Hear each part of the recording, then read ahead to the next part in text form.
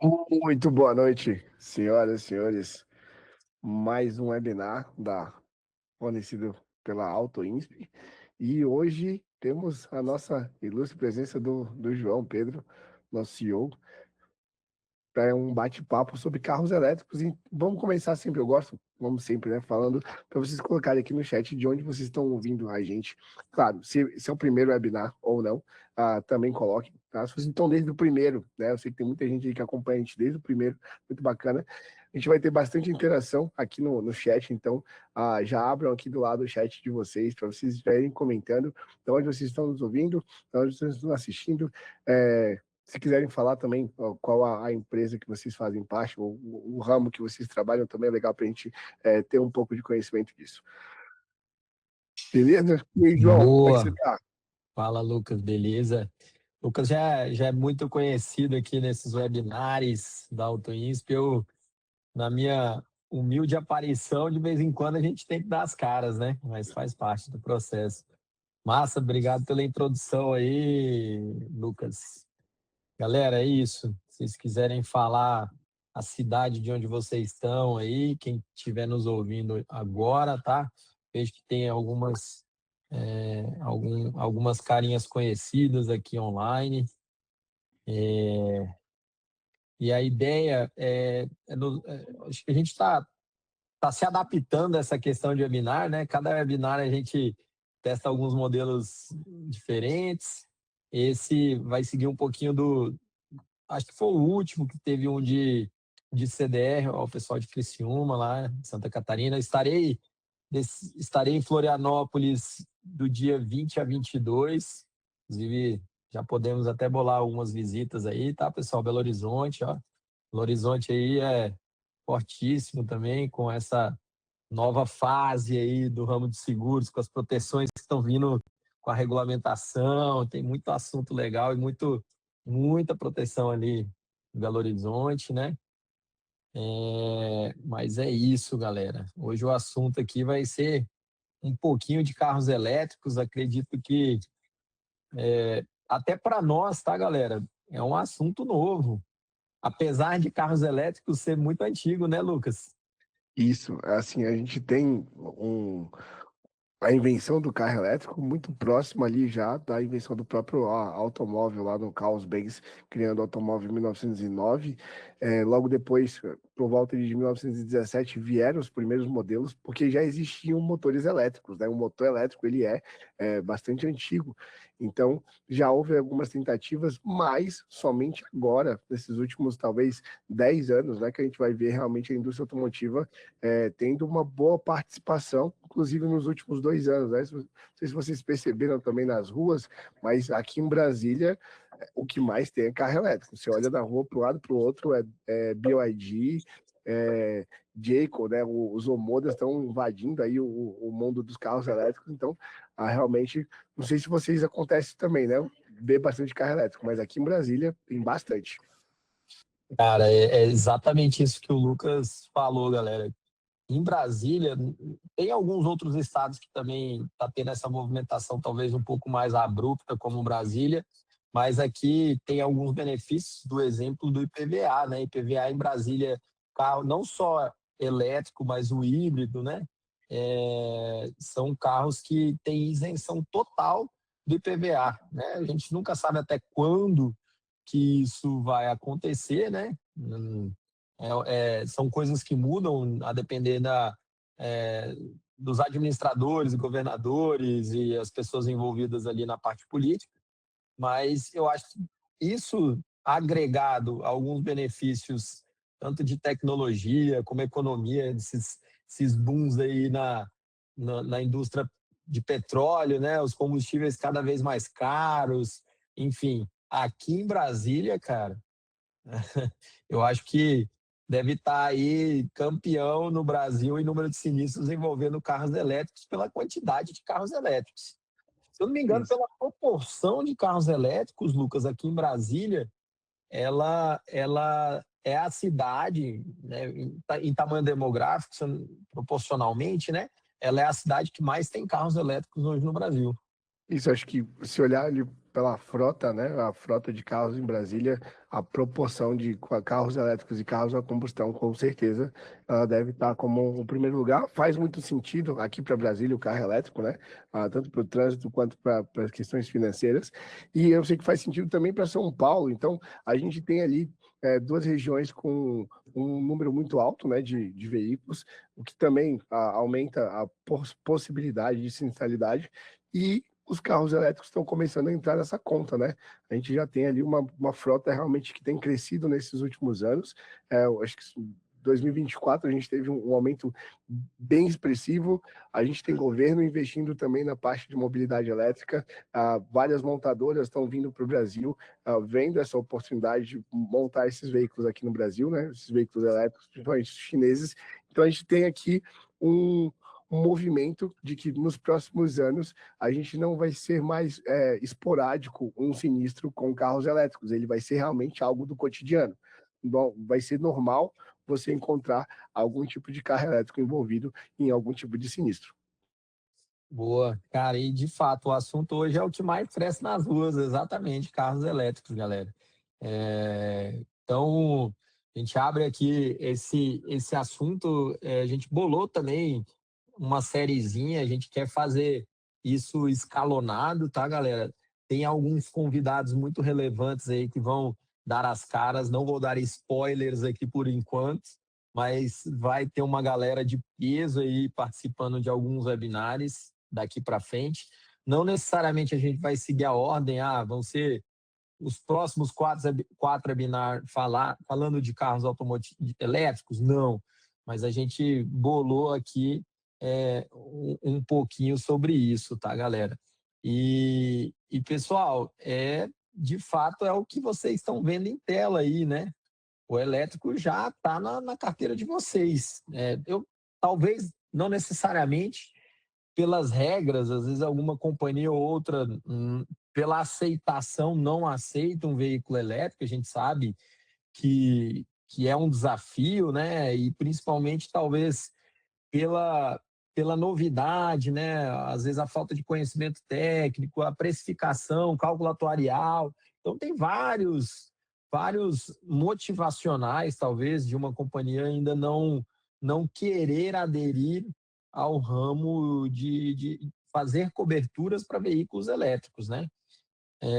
Mas tá aí o número, né, cara? Esse número, ele assusta um pouquinho, né, cara? 613 mil eletrificados, cara.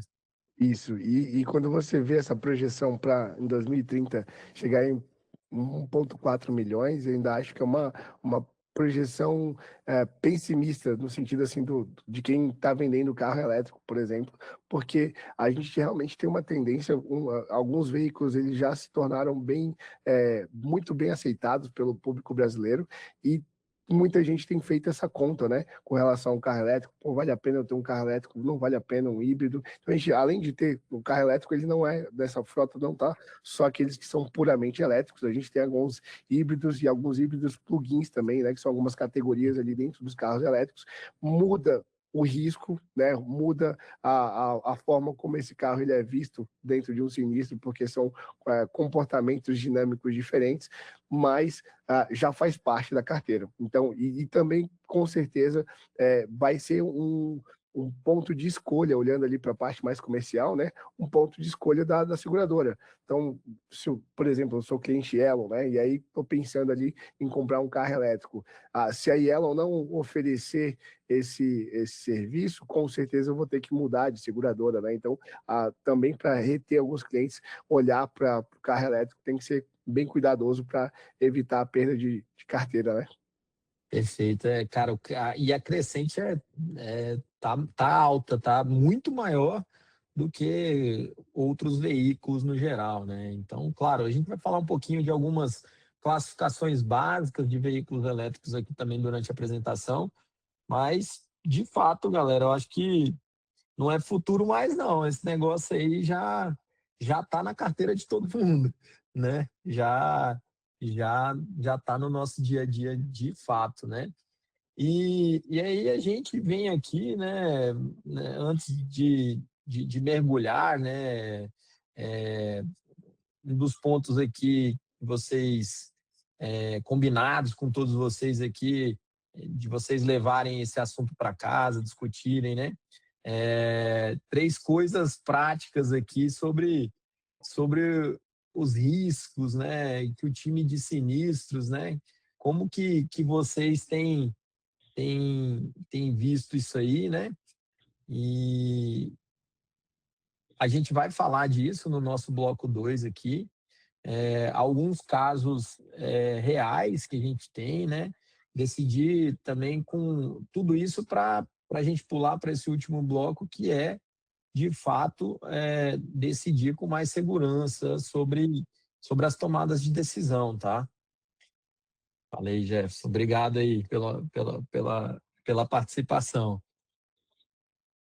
Não é Maravilha. E isso? aproveitando, João, essa questão dos temas, vamos me explica um pouco mais sobre esses carros elétricos, né? Acho que o público também tá curioso para entender quais são essas categorias, né? No carro, é tudo carro elétrico? É tudo elétrico? Como é que está esse... A gente está colocando todo mundo no mesmo bolo, mas tem outros veículos aí dentro também, né? Na categoria de carro elétrico. Tem outros veículos aí, cara, que na verdade o elétrico puro, né? A gente desdobra em alguns modelos aí dentro do nosso dia a dia. Cara, claro, o mais desafiador, eu vejo que para o momento é o elétrico puro, né? O híbrido, em sua grande maioria, até bancos de baterias, hoje tem alguns veículos com capacidade híbrida de bancos de bateria um pouco maiores, mas aí é aquela máxima, né? Às vezes você não fica a depender simplesmente de uma bateria, que os pontos de interrogação hoje, na maioria das pessoas, no time de sinistro, é sobre baterias, né? A gente não, Lucas, tecnicamente, motor elétrico é um item de, sei lá, alta probabilidade de manutenção? Não, ele é um item assim, até um dos pontos fortes dos carros elétricos é isso, né? É você ter baixa manutenção na parte de motriz, porque o que você tem são escovas que vão ser trocadas periodicamente, algum tipo de ajuste ali com relação à tensão, né? Para ver se tem algum tipo de curto, e somente isso, não tem mais nada para fazer nesses motores elétricos modernos, né? Então, muito simples, é um funcionamento muito simples, né? E quanto mais Perfeito. simples, menos manutenção. Então, de fato, a incógnita sempre é nesses. Para o público em geral, cara, eu vou ficar. Vai acabar minha bateria, eu vou ficar na rua. O que vai acontecer daqui a alguns anos que a bateria perder autonomia? É, Hoje, né, motores a combustão que em sua grande maioria, um dos itens de maior valor agregado do veículo é o motor. Já para os veículos elétricos entra o pack de baterias, né? Então, tem essas nuances, né? Um híbrido que você comporta esses dois subsistemas, motor a combustão e motor elétrico, naturalmente o banco de baterias para esses veículos acabam sendo menores pela questão de disponibilidade, peso, quantidade de itens, tem uma série de consequências técnicas para isso, né? Então, são coisas, alguns detalhes que a gente vai falar dentro de riscos técnicos, né? Cara, a gente tem alguns casos reais aqui, né, Lucas?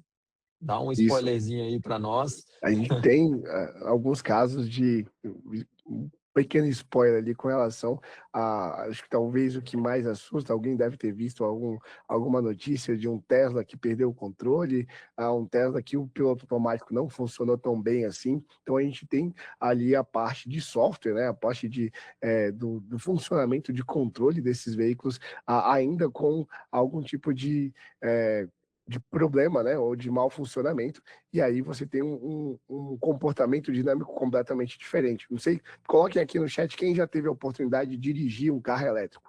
Bom, um carro a combustão, mesmo os tubos, se você acelerar, o pé inteiro, ele tem um certo delay ali para vir a potência, para poder o carro realmente se movimentar. No carro elétrico, essa diferença, esse delay não é tão perceptível, porque ele é quase instantâneo. Então, além de você ter um sistema simples de funcionamento, os motores elétricos têm bastante torque e eles conseguem entregar esse torque a instantes, né? Milésimos de segundos, ele já está disponível para o carro. Então, um pequeno mau funcionamento do pedal do acelerador, uma aceleração errada, por exemplo, em uma garagem, é o que distancia de uma colisão na pilastra do prédio e não bater nessa pilastra do prédio, né? Então, a gente teve alguns relatos com relação a isso, a gente deve falar disso e outros, claro, que vocês vão acompanhar mais para frente. Bacana. E a ideia aqui, galera, de fato, decidir com mais segurança, esses webinários, galera, ele traz um pouco disso, né? A ideia disso tudo é sempre a gente ajudar vocês, né? Aqui eu gosto de repetir isso em todos os webinários, quem está aqui são pessoas que foram selecionadas, a gente divulga nas nossas redes sociais, mas vocês podem perceber que a divulgação do link da sala, por isso que tem, poxa, hoje eu estou vendo aqui 19 pessoas, né? Cara, não vai ser um público gigantesco, porque a gente não é o objetivo falar abertamente sobre isso, é para falar para vocês, analistas, gestores, coordenadores de sinistros, né? Público do ramo securitário. Então, de novo, a ideia é ajudar, né? O time de vocês não substituir nunca, porque esse trabalho ele sempre, a gente anda a quatro mãos, né? Eu digo que um dos trabalhos da AutoInsp é esse, né? A gente encontra alguns elementos, trabalha junto com as seguradoras, mas sempre de mãos dadas, né? As tomadas de decisões naturalmente sempre vem da companhia e a gente está aqui para dar todo esse suporte para vocês quando de uma dúvida, de um questionamento. Então, decidir com mais segurança, nós, autoínspetos, nos enxergamos também com parte desse chapéu, tá, galera? Então, tá aqui 3 coisinhas práticas que são coisas que vocês aí devem levar para casa aqui e continuem interpretando a AutoInsp como sendo um braço direito de vocês, beleza? Deixa eu passar um slide aqui. Então, galera, o tamanho da onda, né, que a gente está falando aqui, Lucas, o que a gente diz que ninguém foi, sei lá, foi treinado para isso ainda, cara?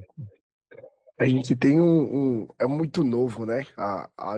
Talvez esse boom desses carros, eles vieram há 2, 3 anos, né? A gente já tinha alguns carros elétricos, a gente tinha o Bolt, que eu acho que foi um dos primeiros a serem vendidos aqui pela Chevrolet, a gente teve o Nissan Leaf, o BMW também veio com alguns carros elétricos, mas a chegada dos chineses, que já tinham a eletrificação há muito tempo, né, na China, ele já tem um volume bem grande ali com carros eletrificados, fez com que essa onda chegasse realmente agora. E aí, se você olhar, é um processo diferente de perícia. É um carro que não tem um motor a combustão, que não tem óleo vazando, que não tem nenhum tipo de lubrificante. A perícia ela começa a olhar diferente. Você tem que olhar muito mais componentes eletrônicos, né? Como é que você vai fazer a vistoria de vida útil da bateria, né? O carro não tem vida útil de bateria, porque é uma bateria muito pequena, muito barata também, né? Qualquer coisa você troca, R$ 500 você troca a bateria de um carro. Num carro elétrico já não é R$ 500, né? Já está falando de valores, cifras muito maiores. Então muda também o processo de acesso a esse carro. Qualquer pessoa, aí vem uma pergunta, vocês acham que qualquer mecânico pode fazer a manutenção de um veículo elétrico? Você pode levar na mesma oficina que você levava o seu carro a combustão, você vai levar agora o seu carro elétrico. Tá certo isso? Não tá. Então a gente está vendo aqui um movimento também de preparação. E aí é sempre uma resposta, né? É difícil a gente antecipar algumas ondas, porque já tentaram emplacar carro elétrico outras vezes e não funcionou. E agora não, agora realmente veio e tá realmente dentro do mercado, a gente está vendo esse crescimento.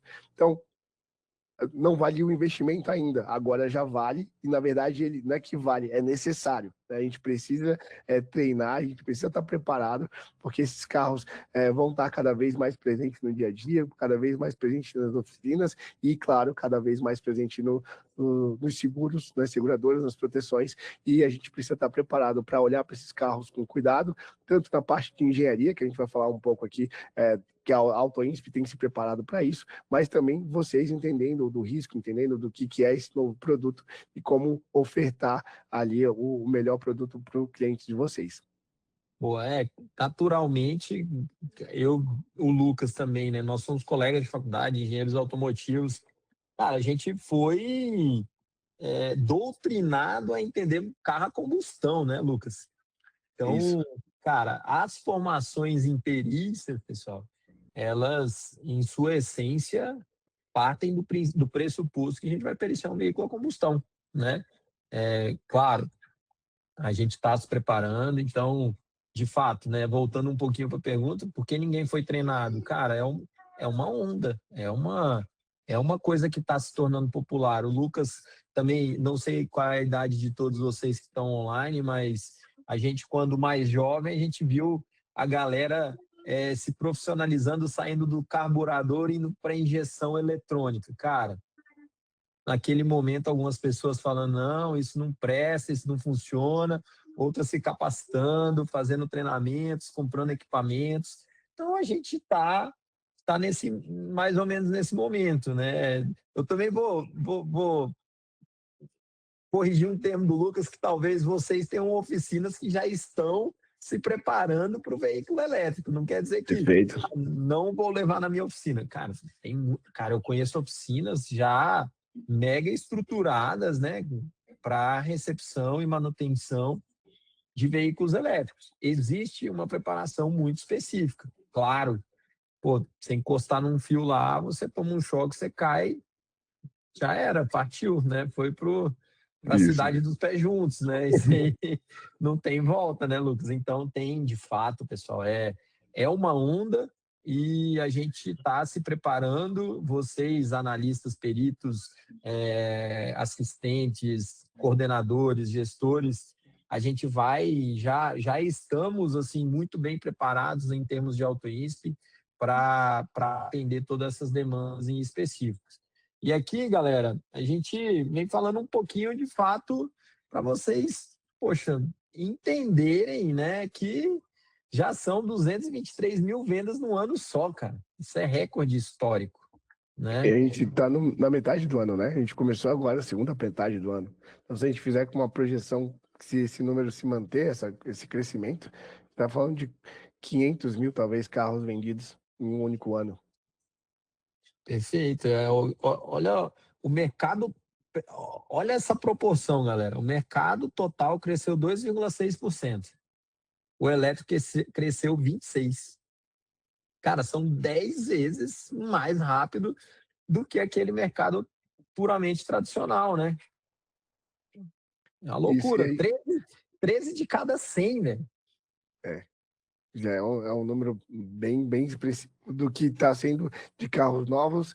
Esses carros precisam de seguro, né? Então a gente tem ali também não só o crescimento aqui dos eletrificados, mas também o crescimento dessa oportunidade de oferecer a segurança, tudo isso com um risco muito bem calculado, entendendo, né?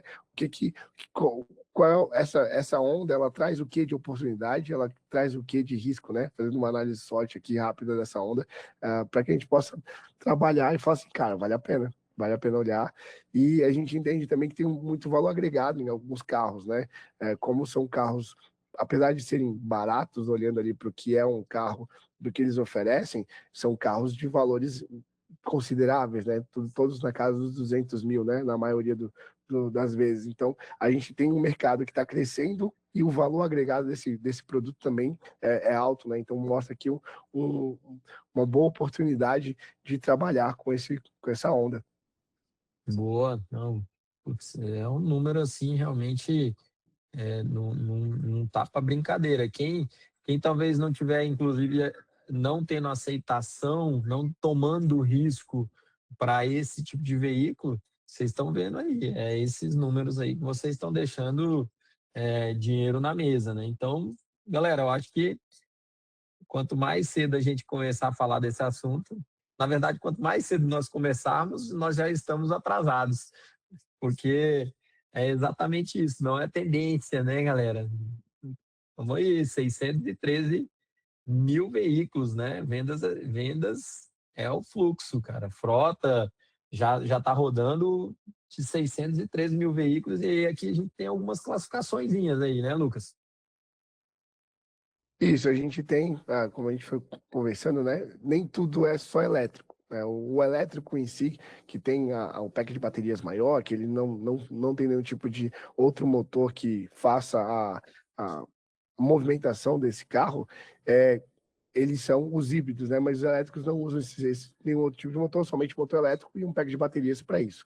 E aí tem um determinado valor mais agregado ali pesando para o lado das baterias, né? Que são hoje o maior custo dentro de um veículo. Se a gente fatiar o veículo em vários custos, né? Custo do acabamento interno, custo dos equipamentos, da estrutura, as baterias é o fator ali de maior custo para os veículos elétricos, tanto é que eles estão em tendência de crescimento, mas se a gente olhar da fatia dos eletrificados hoje no Brasil, eles ainda não são os maiores. Eles devem se igualar aos híbridos em breve e depois eles devem ser os maiores nos próximos anos. A gente tem os híbridos convencionais. E por que esses híbridos convencionais eles estão maiores? Porque eles foram os primeiros a chegar no mercado. A gente tem Prius, acho que é o modelo mais clássico aqui desses híbridos. Eles foram os primeiros a chegar aqui no Brasil. Então a gente tem muito difundido pela própria Toyota, né? O Prius, o Corolla Cross, o Corolla como híbridos, e eles são híbridos, mas eles não têm como você carregar na tomada. A diferença de um híbrido H-Heavy, né? Um Heavy para um P-Heavy é justamente isso, a possibilidade de você utilizar o pack de bateria que já tem no carro e carregar e rodar somente com a bateria. Esses são os híbridos plug-ins. Esses tendem a crescer juntamente com os elétricos. Então, a gente deve ter uma transição nos próximos anos da diminuição dos puramente híbridos, né, que não são plug-ins, para os plug-ins e depois para os elétricos em crescimento de proporção. Isso é bem interessante porque mostra também o quanto que o Brasil tem se preparado para isso. Né? Pontos de carregamento, por exemplo. A gente viu poucos pontos de carregamento no começo dessa onda e agora a gente já tem diversos pontos, principalmente em Brasília, né? Mas as viagens que eu fiz para São Paulo, também acompanhei vários pontos de eletrificação, de carregamento, né, de carro. Então, vários postos mesmo, eletropostos já feitos em que você paga pela carga. Então, assim, tudo isso já está muito mais bem estruturado. Isso faz com que a tomada de decisão do consumidor fique um pouco mais simplificada, né? Ele tem ali uma rede de apoio para carregar o carro dele, então ele pode sair de um híbrido para um híbrido plug-in, e aí ele mora numa casa, ele tem um sistema de carregamento solar, ele vai e muda para um carro elétrico. Então, assim, ela está começando a fazer todo esse ecossistema, né, de o uso da energia mais sustentável e que faz mais sentido para o planeta, está começando a fechar esse ciclo, principalmente aqui no Brasil, e a gente tem esse aumento. Hoje, os híbridos são os maiores, os híbridos normais, e depois os plugins, depois os elétricos, mas a tendência é a gente ter essa mudança, né? Indo para os plugins maior e depois os elétricos maiores. Perfeito. Assim, tem algumas subcategorias, galera, assim, aqui são categorias macro, tá? Mas vou dar um exemplo, né? A gente tem híbridos leves e híbridos pesados, vamos dizer assim. Um leve, não sei se vocês conhecem, tem um veículo da Kia, que é o Stonic. Cara, ele basicamente, o alternador, ele vira motor. É um híbrido muito leve, ele não tem essa capacidade de um híbrido pesado, vamos dizer assim, que você faz manobras só num motor elétrico. Ele é um alternador que se transforma num motor em determinadas condições de cruzeiro, vamos dizer assim, um veículo a 60, 70 km por hora. Em determinados momentos, aquilo ali ajuda a tocar um pouquinho ali para você ter talvez alguma economia. Não tem um pack de baterias expressivos, é bem pouco robusto em termos de partes elétricas, mas eu acho que, inclusive, foi uma estratégia comercial, né? Olhando para esses mercados que têm isenções de imposto, você transforma um carro isento, né? Um carro a combustão em um carro isento. Então, o que eu quero dizer, né? Tem várias subcategorias, né? Naturalmente, aqui dentro desses grandes grupos, e eu acredito muito nisso também que o Lucas comentou, né? Assim, uma realidade Brasília, eu vou dizer um pouquinho sobre mim, né? Eu tenho familiares que moram próximo de Brasília, né? Minas, aqui, Goiás. Cara, eu preciso de um veículo que me leve a 200, 300 quilômetros para ir, mais 200, 300 quilômetros para voltar. Às vezes, se por algum motivo eu pegar um carro puramente elétrico, que não, sei lá, eu não consigo, eu fui até 300 quilômetros, eu não consigo voltar, eu tenho que carregar, né? Então a gente sabe que as autonomias aí estão rodando. Já tem veículo com, sei lá, 1.000 quilômetros de autonomia? Tem, mas aí tudo é valor agregado, né? Mas um híbrido plug-in, galera, talvez faz muito sentido, depende da operação de cada um de vocês, do dia a dia de cada um de vocês, né? Tá tendo uma discussão com os colaboradores da Autoinsta esses dias atrás, mas, cara, pensa que em Brasília, sei lá, um plugin com, sei lá, 100 quilômetros de bateria, né, disponível. Você faz tudo aqui em Brasília, cara. Chega em casa, o carro dorme carregando, no outro dia você pode usar dentro de Brasília só no elétrico, vou para Goiânia, vou para Minas Gerais, se esses 100 quilômetros não vai ser suficiente, vai entrar um motor a combustão. Então, é um carro de fato híbrido, na minha concepção, sabe? Então, eu acho que é uma tendência, tá? E, claro, os elétricos, com cada dia que passa com essas maiores capacidades de autonomia, e eu creio também que aí é um movimento natural, né? Toda essa precificação de baterias. Então, cara, a projeção aqui é mais que dobrar até 2030. E aí a gente não tem certeza do que vai acontecer, a gente tem essa noção, essa tendência, né, aqui na nossa fala, nessa lógica que o Lucas falou, mas quem se preparar agora sai na frente. E aqui tá mais ou menos os três níveis de veículos que a gente vai se deparar aí com o tempo, tá?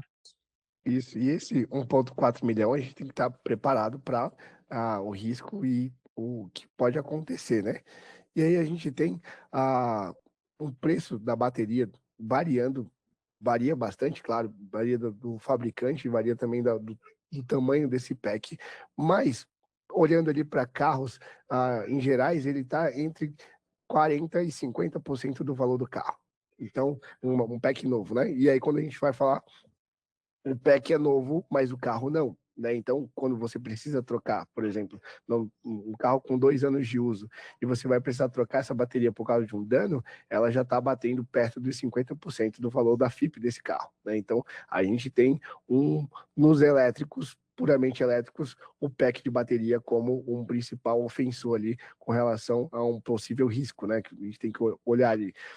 A perda total, ela não é um ponto tão simples ali da gente olhar, né? Ela, a princípio, você pode ter um componente só, por exemplo, um inversor que, por algum motivo, na hora do carregamento, você utilizou uma tensão errada ou teve um problema de pico de energia e o inversor do veículo foi danificado. O inversor do veículo também é uma das partes elétricas mais caras, né? Então, isso pode gerar, em combinação com algum outro tipo de dano, uma perda total por pouquíssimos danos, né? Você vai olhar pouca coisa. Então a gente tem riscos diferentes de variáveis, tanto para os elétricos quanto para os híbridos plugins, quanto para os híbridos. Quem oferece menos risco, e hoje ainda é a maior frota, os híbridos mais convencionais, né? Até mesmo os híbridos leves, que é o mais comum hoje no mercado, e o mercado, como o João falou, aproveitou de algumas brechas para lançar os mid-hybrids, né? Que são os híbridos médios, que ele traz um motor um pouco mais robusto, ele traz algum ganho de eficiência de combustível, mas ele ainda não tem um pack de bateria que faz a movimentação desse veículo, né? Ele ali é só a parte elétrica, ele é um auxiliar do motor a combustão e não o que faz realmente o veículo se mover. Até nos híbridos que fazem o carro se mover, o Corolla, por exemplo, ele tem um risco muito menor associado a danos com relação à parte elétrica do que os próprios plugins e os elétricos puros por conta de pack de bateria, que é muito mais simplificado no híbrido normal, e também por conta de menos intervenções ou menos complexidade com relação ao sistema que faz o gerenciamento desses componentes, né? João, Boa. me fala ali agora como é que fica essa questão do peso do prêmio, né? Como é que a seguradora e as proteções olham para isso na parte do prêmio?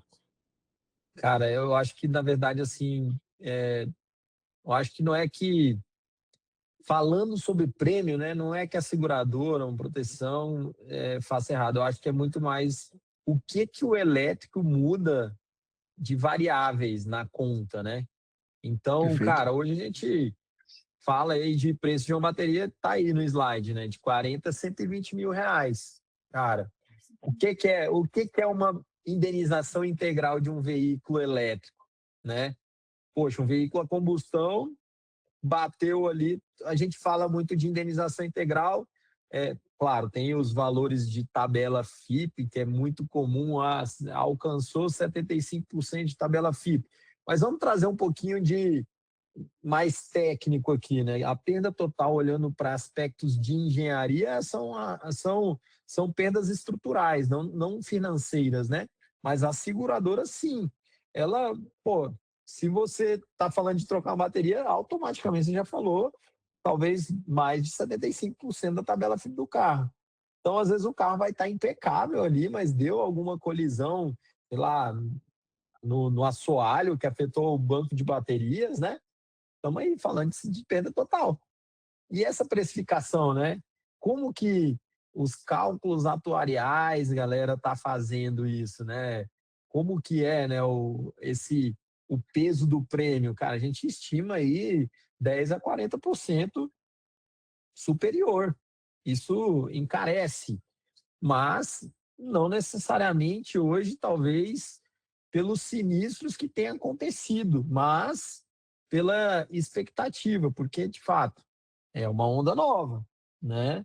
E aí, cálculos atuariais, tem muita parte deles que vem envolvendo é, peso estatístico, né? São probabilidades, mas hoje gira mais ou menos aí nessa ordem de um incremento de 10 a 40%. E aí, claro, a gente já vê, tem veículos que já estão mais tempo, marcas, né? Do exemplo da BYD, que já está no mercado, ela chegou ao Brasil de forma mais pioneira, né? Vamos dizer assim, quando comparado com outras marcas. Nos slides anteriores aí a gente viu, pô, são mais de 400 tipos de veículo, cara, né?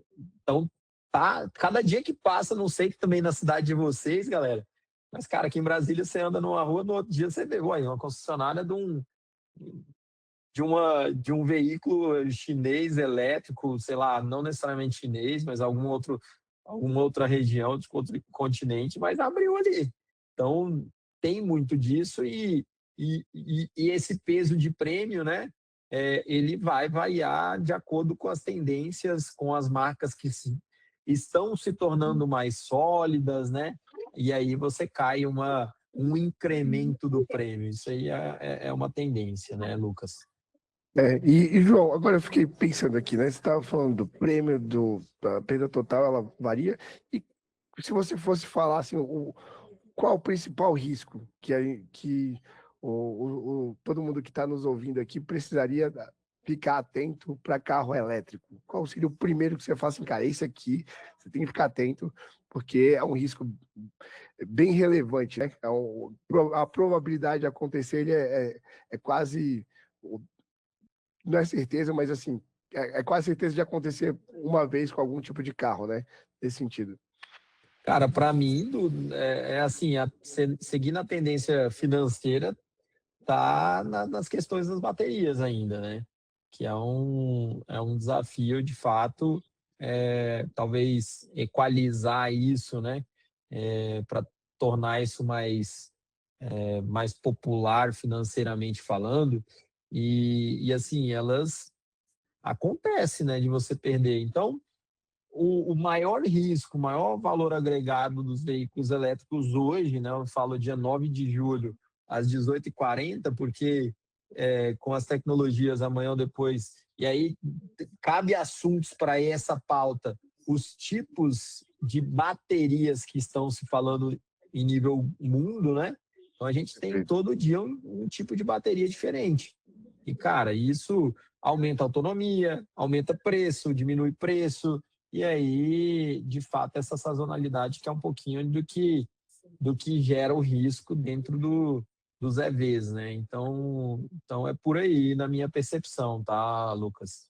Agora eu acho que entra um pouco da parte técnica mesmo, Isso. Lucas, de explorar mais do que de fato você tem falado aqui. Eu vou poder tomar uma água e você se enrolar aqui agora, mas é, o Lucas aqui é um engenheiro extremamente capacitado, né? E essa mesa é sua, né? Quais são os três grandes riscos aqui, Lucas, que de fato trazem aqui para o universo dos elétricos, né? O que Vou mais aproveitar assusta o time de sinistro quando você ouve carro elétrico, Lucas? isso, eu vou aproveitar o pack de bateria, né? Vamos pensar, gente, no pack de bateria. É a parte mais cara, né? Como a gente falou ali, realmente é a parte que ah, teve o maior investimento de tecnologia, né? As outras partes do carro, a indústria automotiva convencional de motores a combustão já tinha feito o trabalho dela de investir bastante, então não teve tanta evolução nesse sentido, mas no pack de bateria a gente tem tido um investimento massivo, tanto da Tesla, quanto da BYD, quanto acho que se não me engano é a Sony e a Panasonic, que tem produzido também um investimento pesado na parte de baterias. E aí, a bateria ela tem duas possibilidades de danos, né? Você pode ter um dano mecânico na bateria.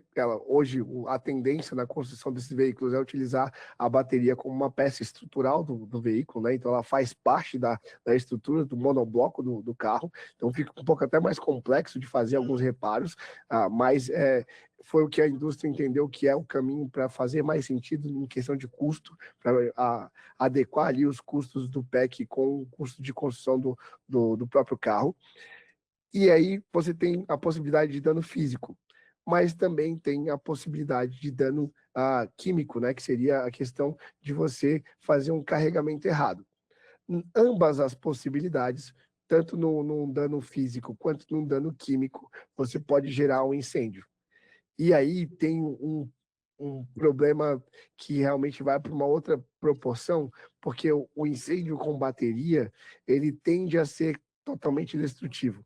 É muito improvável você recuperar um veículo elétrico que passou por algum tipo de incêndio, né? Porque a proporção do dano, ela realmente destrói todos os componentes. Você vai ter um curto elétrico muito intenso, porque o Lopes até comentou aqui, né?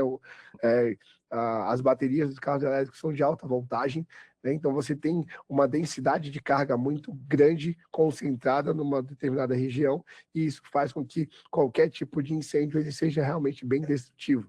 E tem alguns casos, não sei se vocês já viram alguns vídeos, principalmente de danos físicos nas baterias, elas consomem até o incêndio, ele permanece até que seja consumido todo o material que pode gerar esse incêndio. Enquanto não houver o consumo total, no caso das baterias, o incêndio não para, né? Então, você realmente tem um potencial destrutivo muito grande na possibilidade de incêndio. E eu vou dizer para vocês que incêndio em carros elétricos, pode passar um slide para frente, João, é muito comum, principalmente na parte de carregamento, né? Então, essa onda veio dos carros híbridos. Vieram os carros elétricos e falaram assim, não, você liga na tomada. E aí vieram algumas marcas e falaram assim, não, carregador normal, que você coloca na tomada padrão da sua casa, você consegue carregar o carro em 12 horas. Aí começaram a ter alguns problemas com isso. Não é uma tomada normal, não é um sistema comum. A sua casa ela tem que ser preparada para receber essa quantidade de carga que vai ser puxada pelas baterias. Os fios não são os mesmos, tem todo um dimensionamento correto, né? Para você evitar um curto na sua casa ou no sistema de carregamento. Então, é muito comum incêndio num veículo elétrico por carregamento, porque Lucas, fizeram a instalação cara, eu errada. tenho que fazer uma pergunta aqui, cara. Você está falando de incêndio de veículos elétricos e tem uma galerinha aqui em Brasília que é ninja do Corpo de Bombeiros. Nem sei se tem alguém online, depois eu dou uma olhada aqui, que eu convidei alguns deles. Os caras estão se tornando não, cara, já são meio referência, foram Já para são Vegas referência. aí palestrar. Inclusive, dando um spoiler, alguma dessas pessoas vão participar aqui desse negócio aqui. Não vou falar o nome agora, mas, cara, é Em breve, em verdade que é breve. difícil de apagar esse negócio aí, Lucas? É verdade. É muito complexo você extinguir incêndio de carros elétricos, porque, principalmente quando se fala de curto, né, você tem que cessar a fonte. E aí, um dos problemas de carregamento é que não. A gente vai entrar num parênteses bem técnico mesmo, que é os disjuntores de casa normal, eles são programados para uma determinada corrente, passar uma determinada corrente num determinado tempo. Então, não é porque um disjuntor de 20 amperes que chegou, que o fio bateu 20 amperes, ele vai desarmar. Não, ele precisa de um tempo X passando 20 amperes e depois ele desarma. Esse tempo X é que faz um curto-circuito, pegar um carro elétrico, por exemplo, pegar fogo, porque ele permite você passar ou chegar no limite ali desse disjuntor por muito tempo, o suficiente para esquentar o fio e queimar o fio e gerar um incêndio. Então, quando a gente está falando de carros elétricos e carregamento, né, desses carros elétricos, a gente tem uma dificuldade muito grande de apagar o incêndio, porque como é que você vai apagar um incêndio de carro elétrico quando você está só no curto, cortando energia? Só que o fusível não cortou energia, que seria o sistema de proteção, né? Ele não cortou energia. Então, ele vai continuar puxando energia, vai continuar aquecendo. Esse aquecimento vai continuar gerando calor ali para o sistema, alimentando o sistema, queimando tudo. Então, é muito difícil. Isso falando da parte de fios. Se a gente for para a parte de bateria não se apaga. Não, você espera queimar. Esse é o protocolo, porque a quantidade de energia ou de insumo necessário para você fazer a extinção da chama vai dar pouca diferença com relação a aguardar e controlar o fogo, né? Aguardar queimar, que eu digo, é você controlar a chama, evitar que ela se propague e aguardar realmente ser consumido todo o combustível ali das baterias. Muito bacana.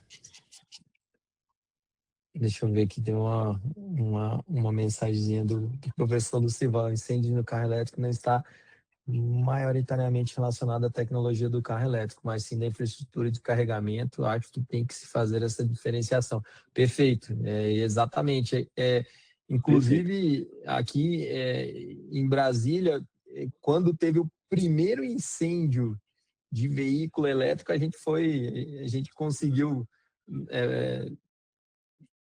com essa aproximação do Corpo de Bombeiros, né, se tornando aí cada vez mais relevantes, é muito diferente de você falar do incêndio no carregamento versus um incêndio no veículo, né? Então, a gente fala muito desses tópicos aqui envolvendo principalmente quem que é os astros aqui do incêndio, né? É o Corpo de Bombeiro. A gente tem muitas pautas com eles sobre isso para que, de fato, a gente consiga diferenciar, né, Lucas?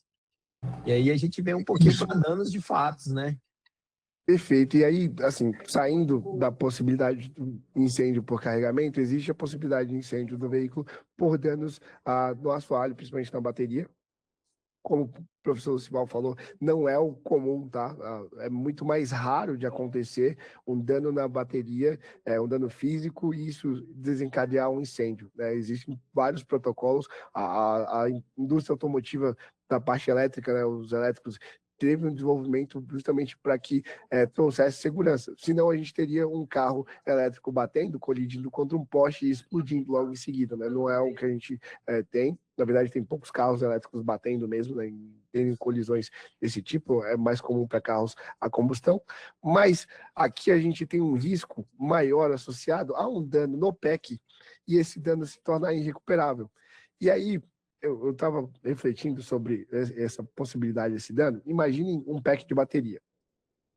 Como é que é um pack de bateria? Né? Na verdade, de forma bem simplificada falando, é uma caixa com diversas pilhas dentro.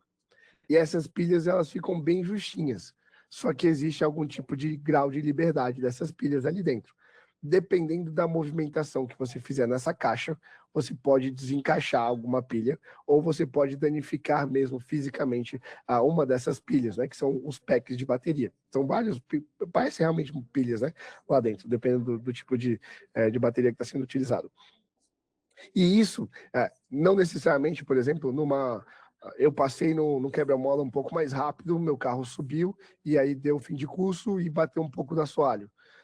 3 dias depois a minha bateria morreu. É um relato plenamente plausível, tá? Para carros elétricos. Para carro a combustão não faz o menor sentido, né? Mas para carros elétricos, ele realmente faz muito sentido, porque você pode ter tido um dano físico, alguma bateria teve, por conta desse chacoalho, né?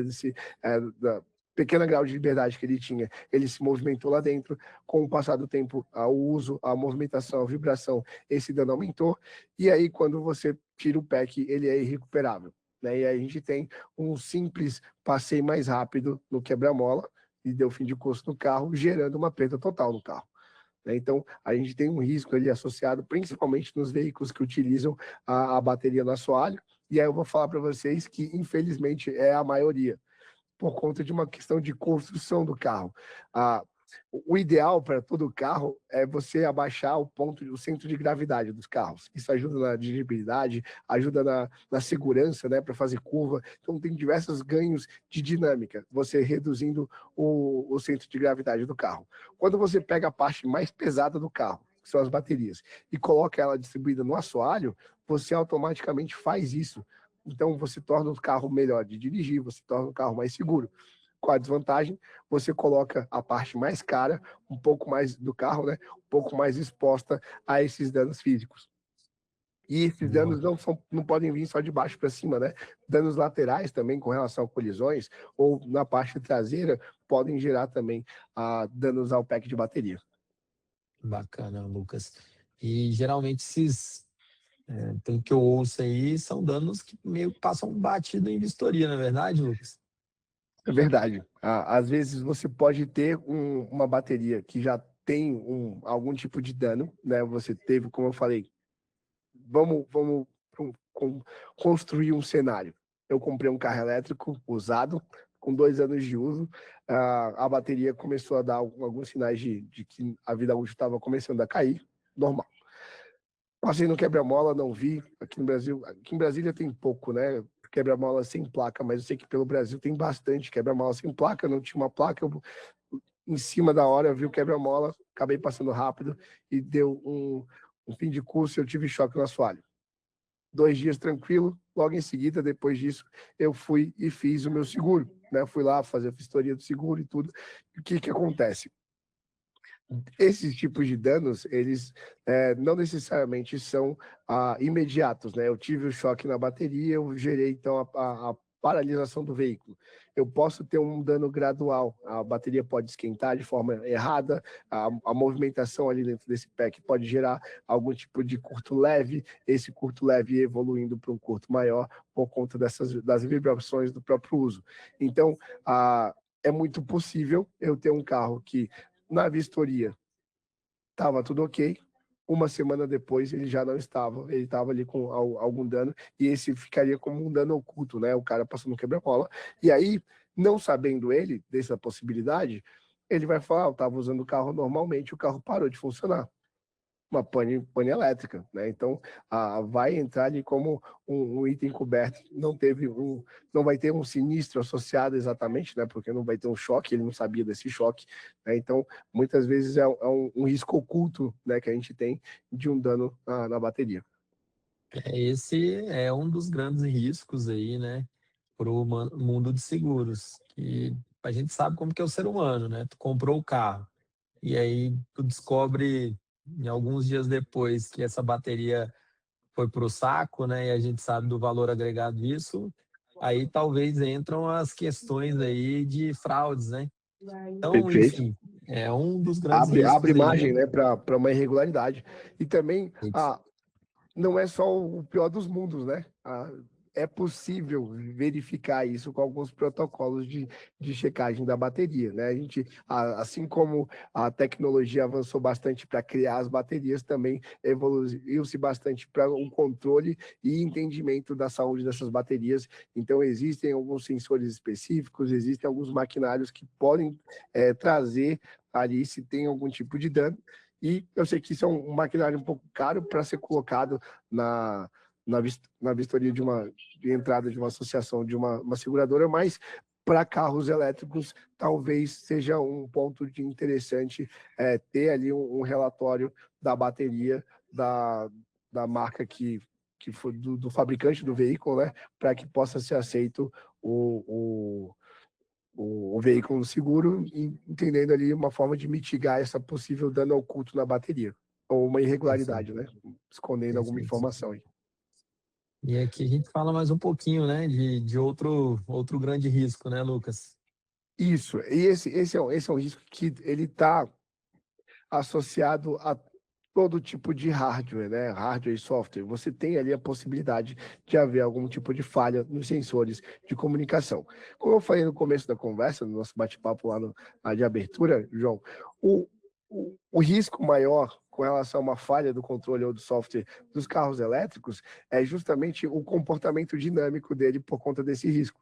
Né? Então, primeiro, você tem um carro que, se a bateria falha, ele vai parar imediatamente, porque os motores elétricos, no momento que eles são desligados, eles começam a funcionar como freios, né? Eles têm uma inércia muito grande, eles vão parar o carro de forma muito mais intensa, né, do que um carro a combustão, por exemplo. Se você desligar, ele tem uma possibilidade de rolamento bem maior. Então, uma falha generalizada de um software, por exemplo, pode fazer um carro elétrico parar de forma inesperada, né, causando algum tipo de dano.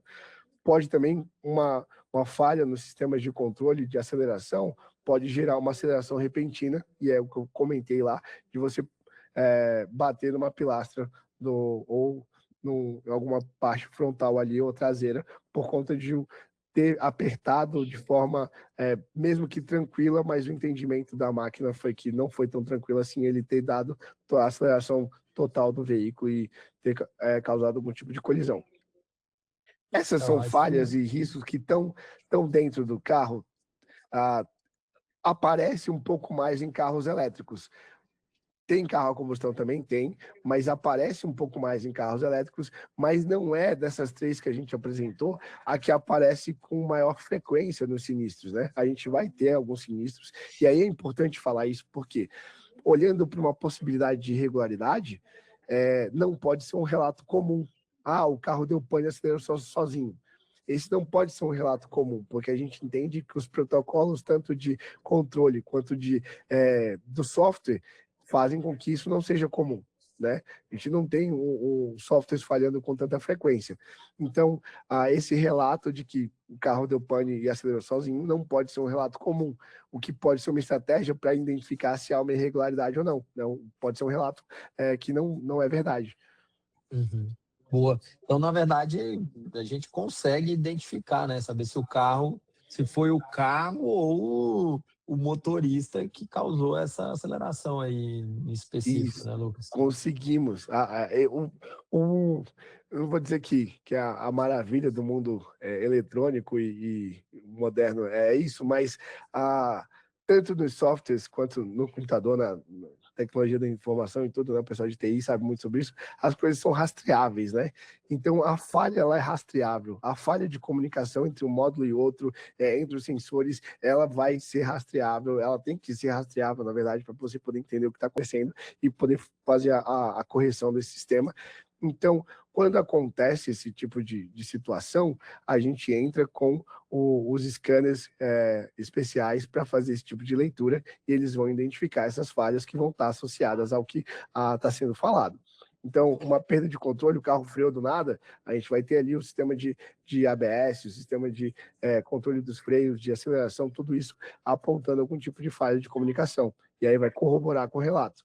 Então, a gente vai precisar sempre do apoio da tecnologia, né? Sempre o apoio de scanners para poder fazer essa leitura, mas é sim possível determinar ali quem é o responsável pelo sinistro. Bacana. Lucas, eu acho que pelo horário, cara, a gente vai analisar aqui, ó, a gente separou três sinistros para discutir um pouquinho com vocês, tá? Aí, ó, o Fernando até mencionou, faz uma conexão muito forte com o CDR, que quem não participou do último é a leitura da caixa preta, né? Então, isso faz total sentido. Vamos escolher algum, Lucas, para a gente discutir, gastar mais uns 10 minutinhos aí. Hoje está complicado, galera. A gente está concorrendo com o feriado de São Paulo e Marrocos e França na semifinal, Copa do Pois Mundo. é. O Brasil já foi, mas estamos concorrendo. E quem está online aqui são os campeões. Mas escolhe um aí, Lucas. Qual que você quer discutir com a galera, cara? Vamos falar sobre cobertura. Acho que é um tema que é interessante para vocês entenderem o que dá para cobrir ou não, né? É esse aqui, né? Isso, é esse mesmo. Boa. Vamos lá. Então, diz aí para nós. Fala um pouquinho desse caso aí, Lucas. Vamos lá pelo relato, né? E vamos aqui na enquete, vocês já vão colocando aqui no chat. Vocês podem ler o relato e colocar aqui no chat, mas eu vou ler para dar o tempo de vocês fazerem isso aqui no chat, beleza? Ó, o segurado deixou o veículo carregando à noite. Por volta das 2h30 da manhã foi chamado ao local. O carro estava pegando fogo. A pólice recente, veículo 0 km elétrico. Foi solicitado para a gente apurar a causa ali, verificar o local e entender o que está acontecendo. E aí, o que vocês acham? É uma cobertura normal? O veículo foi colocado para carregar, vou cobrir, tá tudo certo, vou pagar. Será que teve algum defeito no veículo, carro 0 km, pegando fogo, carregando? Ou vocês acham que foi uma falha na instalação? Existe um risco associado ali que talvez o proprietário não tenha feito a instalação correta, e se ele não fez a instalação correta, ele fez um mau uso do produto e pode ser caracterizado, então, uma negativa para essa indenização? Ou vocês acham que é um indício de uma fraude, é uma irregularidade? Esse relato não está totalmente verdadeiro, talvez ele tenha desgostado do carro, que ele tentou botar fogo ou algo desse tipo. Comentem aqui no chat que eu quero entender de vocês. O que vocês acham? Uma cobertura normal? Pode seguir, vou pagar e tá tudo certo?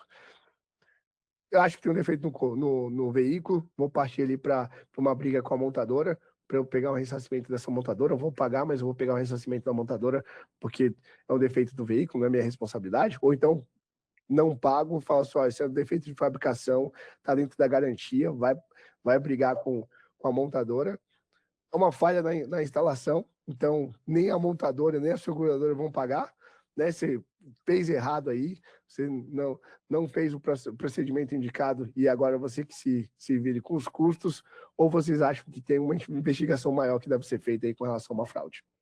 Boa. Presta atenção nos detalhes, galera. 0 km, a pólice recente, né? Acabou de fazer a contratação de seguro, pegou fogo de madrugada, né? Isso. Carregando. Volta aí no chat, o que vocês acham? A, B, C ou D? Vamos lá, lembrar os velhos tempos de faculdade. Professor Lucival aí.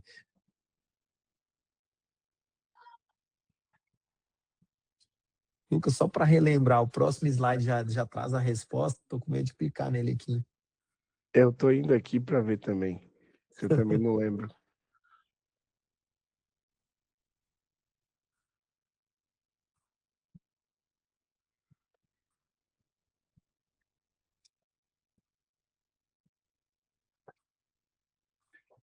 Traz a resposta para o próximo slide.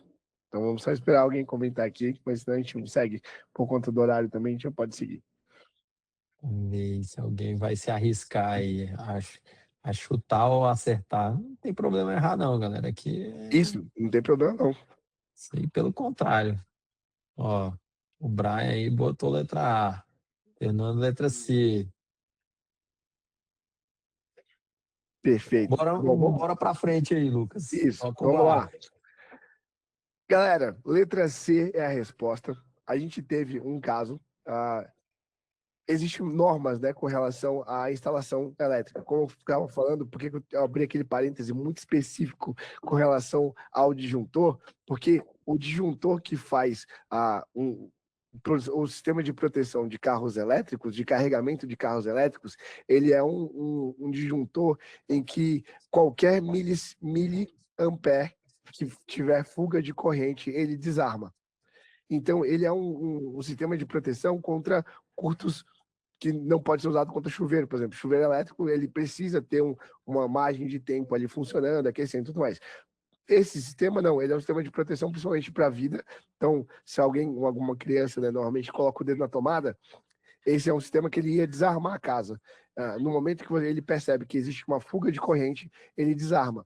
Então, é um disjuntor que faz parte da NBR 510, que fala como é que deve ser a instalação para baixa tensão, e da NBR 17019, que fala sobre a instalação para recarga de veículos automotores.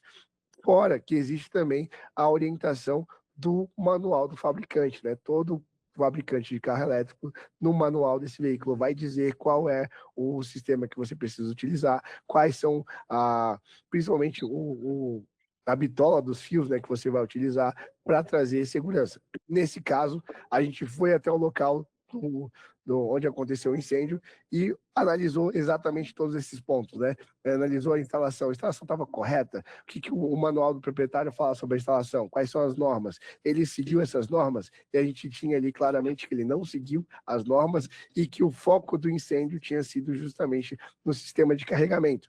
Né? Então ele pegou fogo por estar carregando, o carro não pegaria fogo sozinho, ele só pegou fogo porque estava carregando.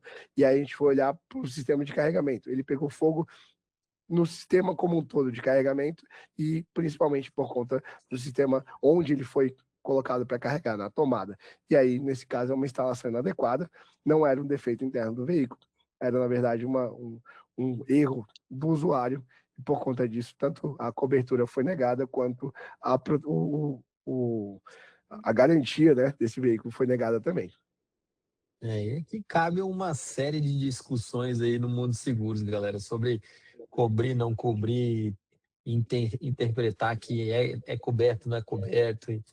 Que vai longe também, a gente pode também sequenciar depois em alguns próximos debates, galera. O que eu queria falar para vocês aqui, para a gente encerrar esse nosso papo e abrir talvez se alguém quiser fazer alguma perguntinha rápida, galera, já extrapolamos o nosso tempo aqui, 7 minutinhos. Cara, o objetivo disso aqui, a gente fez até um esboço para alguns próximos episódios falando de veículos elétricos, né? Nessa série específica, né? Então, esse foi o começo, a gente abriu a porta aí para falar sobre esse tema, e no próximo a gente pega reconstrução de colisões, cinemática pura, né? Voltada para veículos elétricos. O Lucas até falou teve umas falas anteriores aí, cara, muda bastante alguns aspectos de cálculos matemáticos, não necessariamente o cálculo, mas, poxa, o centro de gravidade dos veículos elétricos naturalmente são mais baixos, eles têm comportamentos cinemáticos diferentes, né, quando você olha para um veículo com centro de gravidade mais alto. Então, tem algumas particularidades que a gente consegue falar em reconstruções de colisões, né, de veículos, toda essa parte de tombamento, capotamento, a própria, poxa, que a AutoInsp vem se cada vez mais se tornando autoridade aí com inteligência artificial contra a fraude, né, na análise dos sinistros, anatomia de irregularidades. Então, galera, eu acho que é por aí, né, Lucas? Um dos próximos passos aqui, olhando para webinars de veículos elétricos, né? Isso é um universo que tem vários pontos em comum com os carros a combustão normal, mas eles têm essas particularidades, e é nessas particularidades que mora ali, talvez, o pulo do gato, para a gente trazer mais informações, trazer mais segurança para a tomada de decisão de vocês com relação a utilização, né, de frota de carros elétricos na companhia de vocês, e também trazendo também novas tecnologias que têm surgido, né? A gente tem algumas tecnologias que têm surgido, principalmente para carros elétricos. A gente já tem caminhões elétricos com bastante desenvolvimento na Europa e alguns chegando aqui no Brasil. A gente tem ônibus também. Então a gente começa a ter um universo, apesar de compartilhado alguns pontos com os carros a combustão, que são muito específicos dos carros elétricos, e a gente vai trazer para vocês nesse caminho. Bacana, galera. Então, é isso. A gente agradece muito a presença de todos vocês, né? A gente também tem um grupo de WhatsApp, sempre que vocês quiserem ali propor algum tema também, a gente sempre é aberto à discussão, né? Então, estaremos à disposição. E valeu demais pelo momento aí, galera. Sei que feriado em São Paulo e semifinal da Copa é pesado. Então caiu um pouquinho nossa audiência hoje, mas isso tudo vai ficar gravado e a gente vai distribuir para os canais, nos canais específicos da AutoInsp, beleza? Maravilha. João, obrigado pela participação, obrigado por estar aqui, obrigado pelo convite também de estar junto com vocês mais uma vez nesse webinar. Obrigado pela presença de cada um de vocês, foi muito bom, como sempre. É muito bom estar aqui com vocês, compartilhando conhecimento, estar aqui com vocês trazendo algum tipo de insight que possa ajudar vocês. E como o João falou, a gente tem um grupo no WhatsApp, fiquem à vontade em comentar lá. A gente tem esse vídeo, vai para o YouTube. Se você conhece alguém que tem um carro elétrico, quer saber um pouco mais, compartilha o nosso conteúdo que está no YouTube, compartilha também o que está no nosso LinkedIn. A participação de vocês é sempre muito importante e a gente se vê, claro, num próximo webinar. Valeu, galera. Até mais. Valeu, gente. Até mais.